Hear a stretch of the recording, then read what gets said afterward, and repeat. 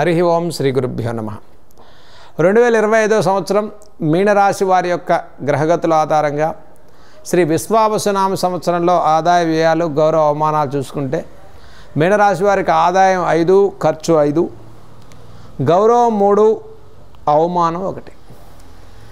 ఈ సంవత్సరంలో 2025 సంవత్సరం విశ్వావసునామ సంవత్సరంలో మీనరాశి వారికి ఏలినాడి శని ప్రభావంలో జన్మశని యొక్క దోషం ప్రారంభం కానుంది ఏప్రిల్ 1 నుంచి. ఒక విధంగా కంగారు పడాల్సిన అవసరం ఏమీ లేదు.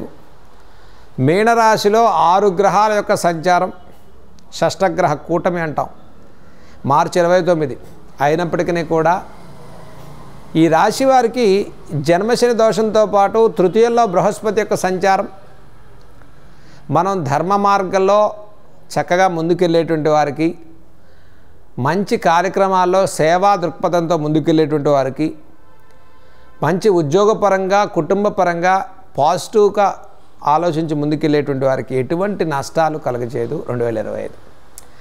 అంటే ఒక విధంగా 2025 సంవత్సరం ఏమిటండి ఈ సంవత్సరం అంటే విశ్వావసునామ సంవత్సరంలో మధ్యమైనటువంటి ఫలితాలు కలుగుతున్నాయి మీనరాశి వారికి. అంటే ఆర్థిక విషయాల్లో కాస్త శ్రమకాలంగా చెప్పుకోవచ్చు. జన్మశని దోషం రావటం వల్ల శ్రమ పెరుగుతుంది, మాట విలువ తగ్గుతుంది, శ్రమతో కూడుకున్న ఫలితాలు లభిస్తాయి. మన మాట విలువ తగ్గటం వల్ల మనం ఎంత చెప్పినప్పటికీ కూడా అది సత్యమైనప్పటికీ కూడా ఎదుటి వాళ్ళు నమ్మే పరిస్థితి ఉండదు. కొంత అనిశ్చిత వాతావరణం పెరుగుతుంది, దీర్ఘకాలిక సమస్యలు పెరుగుతాయి.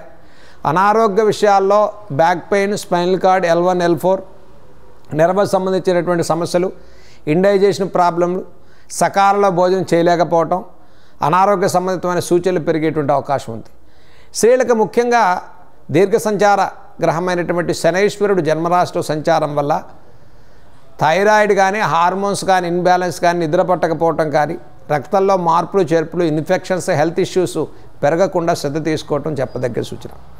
ఇక జన్మరాశిలో శని రాహుల యొక్క ప్రభావం వల్ల మే 16 వరకు రాహువు శని జన్మరాశిలో ఉండటం అనారోగ్య సూచనలు పెరిగేటువంటి అవకాశం ఉంది. ఇన్ఫెక్షన్స్ కానీ, వాటర్ ప్రాబ్లమ్స్ కానీ, బయట ఫుడ్ తీసుకునేటువంటి వారు కానీ, మరి ఆరోగ్య విషయాల్లో ఒకంత అనిశ్చిత వాతావరణం పెరగకుండా శ్రద్ధ తీసుకోవటం చెప్పదగ్గ సూచన. ఇక ఈ సంవత్సరం పెట్టుబడి రంగాల్లో ఉండేవారు, మరి ఇన్వెస్ట్మెంట్స్ పెట్టేటువంటి వారు తగిన శ్రద్ధ పాటించండి. అనవసర అపోహలకు గురి కాకండి, మధ్యవర్తుల వల్ల నష్టపోకండి. ఉద్యోగాల్లో ఉండేటువంటి వారు అనవసరమైన ఉద్యోగ మార్పుల వల్ల మీరు కోరుకున్న ప్రాంతాలకు బదిలీలు కాకపోవటం, ప్రభుత్వ ఉద్యోగాల్లో సుదూర ప్రాంతాలకు బదిలీలు అవ్వటం, ప్రైవేటు ఉద్యోగాల్లో ఉద్యోగ నష్టాలు కలగటం, కొద్దిపాటి మాట పట్టింపులు పెరగటం, మన శ్రమకు మన కష్టానికి తగిన గుర్తింపు లభించకపోవటం, ఎవరో ఏదో అన్నారని చేసే ఉద్యోగంలో మనకు వచ్చేటువంటి ఆర్థిక విషయాల్లో గండి పట్టించుకోవటం, వచ్చేటువంటి ఆర్థిక అభివృద్ధిని పోగొట్టుకోవటం, ఇటువంటి తొందరపాటు తప్పిదాలు చేయకుండా జాగ్రత్తలు పాటించండి. ఈ రాశి వారికి ముఖ్యంగా గురుబలంతో కూడుకున్నటువంటి బలం 6 మాసాలు కలుగుతుంది. మీనరాశి వారికి కొంత మనోధైర్యంతో ముందుకెళ్ళవచ్చు. పురోభివృద్ధి కోసం దైవబలాన్ని, గ్రహశాంతిని చేసుకోవచ్చు. ప్రయాణాల విషయాల్లో శ్రద్ధ పాటించండి.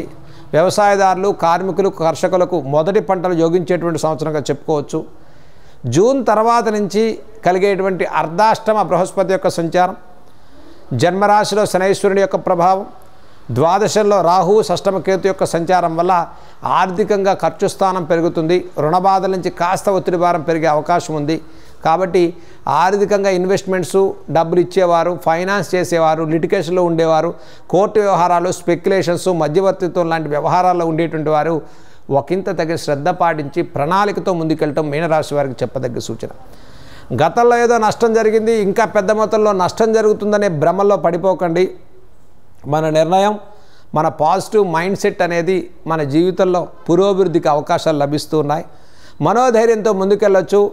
అనుకున్నంత నష్టం అనేది మీనరాశి వారికి ఎక్కువగా కనిపించే అవకాశం లేదు.